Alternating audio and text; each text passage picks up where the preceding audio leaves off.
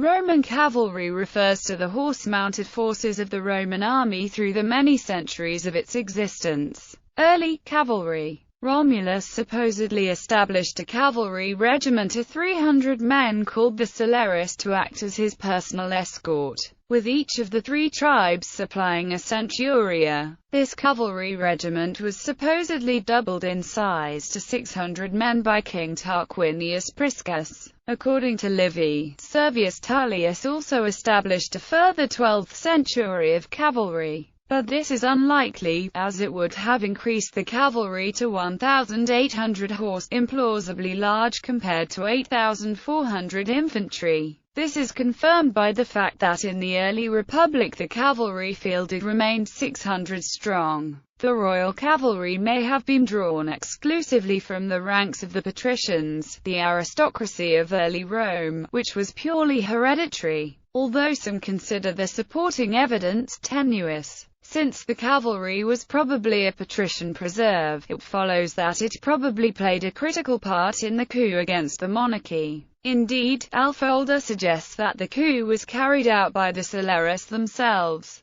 However, the patrician monopoly on the cavalry seems to have ended by around 400 BC, when the 12th century of equites additional to the original 6 of regal origin were probably formed. Most likely patrician numbers were no longer sufficient to supply the ever-growing needs of the cavalry. It is widely agreed that the new century were open to non-patricians, on the basis of a property rating. According to the ancient Greek historian Polybius, whose histories are the earliest substantial extant account of the Republic, Roman cavalry was originally unarmored, wearing only a tunic and armed with a light spear and ox-hide shield, which were of low quality and quickly deteriorated in action. Republican cavalry. Recruitment. As their name implies, the equites were liable to cavalry service in the Polybian legion. Equites originally provided a legion's entire cavalry contingent, although from an early stage, when equites' numbers had become insufficient, large numbers of young men from the first class of commoners were regularly volunteering for the service, which was considered more glamorous than the infantry. By the time of the Second Punic War, it is likely that all members of the first class served in the cavalry, since Livy states that members of Class 1 were required to equip themselves with a round shield, rather than the oblong shield required of the other classes, and all images of cavalrymen of this period show round shields. It appears that equites equo privator were required to pay for their own equipment and horse, but that the latter would be refunded by the state if it was killed in action. Cavalrymen in service were paid a drachma per day, triple the infantry rate, and were liable to a maximum of 10 campaigning seasons military service, compared to 16 for the infantry. Unit size and structure. Each Polybian legion contained a cavalry contingent of 300 horse, which does not appear to have been officered by an overall commander. The cavalry contingent was divided into 10 terma of 30 men each. The squadron members would elect as their officers 3 decuriones,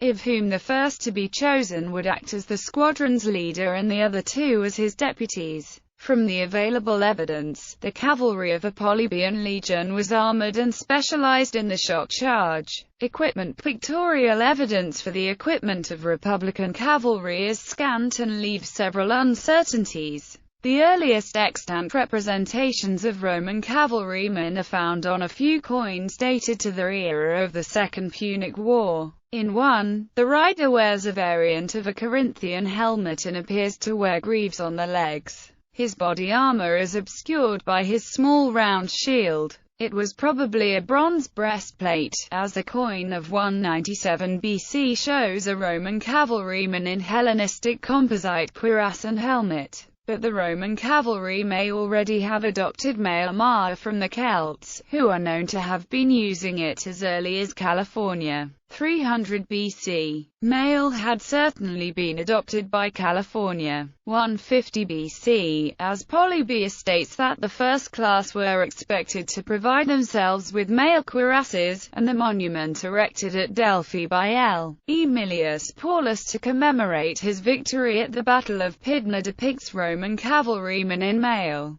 However, a coin of 136 BC and the Lacus Curtius bas-relief of the same period show knights in composite bronze cuirasses. There is similar uncertainty as to whether cavalrymen carried shields and the related question of whether they carried long lances or shorter spears. The doru mentioned by Polybius. Most representations show cavalrymen with the small palmar equestris type of shield, but the Ahenobarbus monument of 122 BC and the coin of 136 BC both show cavalrymen without shields. Sidnall suggests that, since equites were expected to provide their own equipment, they may have chosen their own type and combination of armor and weapons, e.g., long lance with no shield or short spear with shield, but the evidence is too scant to draw any firm conclusions. Although there is no pictorial evidence, it is certain from literary accounts that equites carried swords, most likely the same gladii hispanienses used by the infantry or the longa spatha. The Ahenobarbus monument also shows a cavalryman with a dagger. There is no evidence that equites carried bows and arrows, and the Romans probably had no mounted archers before they came into contact with Parthian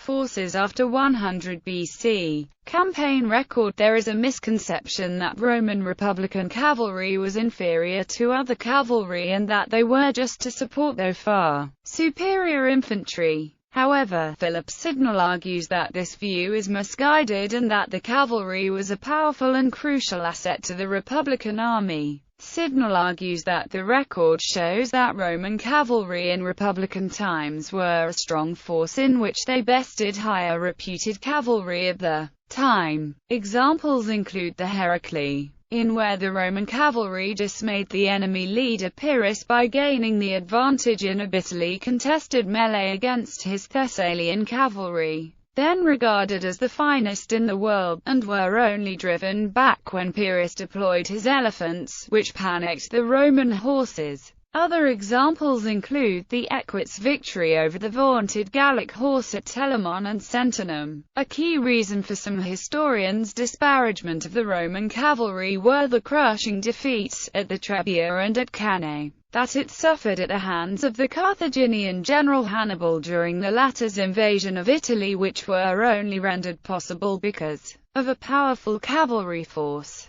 But Sidnall argues that this is only because of a consistent numerical superiority in cavalry. Another disadvantage for the Romans in the Second Punic War was that their respective cavalry were heavily armored shock cavalry, used to the rudimentary tactic of charging. This, however useful against infantry that has been routed or is flanked, failed against Hannibal's nimble, Numidian light cavalry, which used a skillful, elaborate series of movements that consistently defeated the Roman cavalry. It should be noted that on occasions when they were deployed properly and led competently, such as during the skirmish before Illyricum and at the pitched battles of the Great Plains and Zama, the Italo-Roman cavalry were able to best their Carthaginian counterparts, while at Dertosa, they were able to hold their own despite being supposedly outnumbered. The Second Punic War placed unprecedented strains on Roman manpower, not least on the over 10,000-plus drachma first class which provided the cavalry.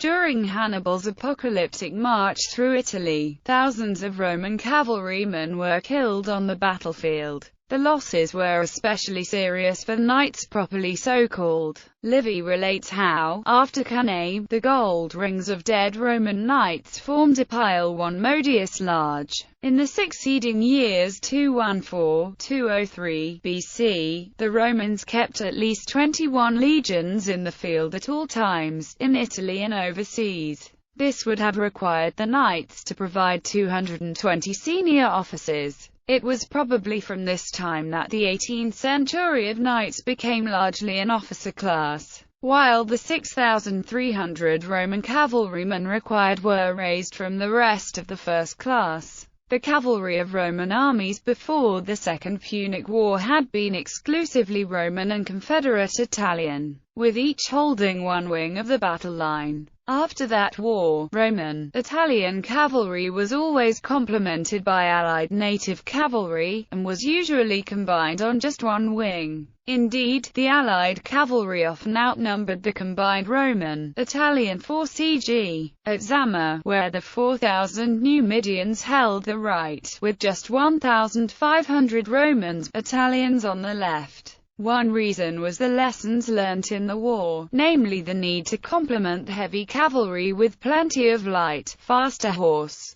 as well as increasing the cavalry share when engaging with enemies with more powerful mounted forces. It was also inevitable that, as the Roman Republic acquired an overseas empire and the Roman army now campaigned entirely outside Italy, the best non-Italian cavalry would be enlisted in increasing numbers, including Gallic, Spanish and Thracian horse. Towards the end of the Republic and the beginning of the Roman Empire, the Roman cavalry itself was rendered less and less of a powerful force, with Rome meeting its cavalry needs with auxiliary, allied cavalry instead. Nevertheless, Roman and Italian Confederate cavalry continued to form an essential part of a Roman army's lineup for over a century. They were again less successful against elusive tribal cavalry, such as the Lusitanians under Viriathus in their bitter resistance to Roman rule, and the Numidians themselves under King Jugurtha during the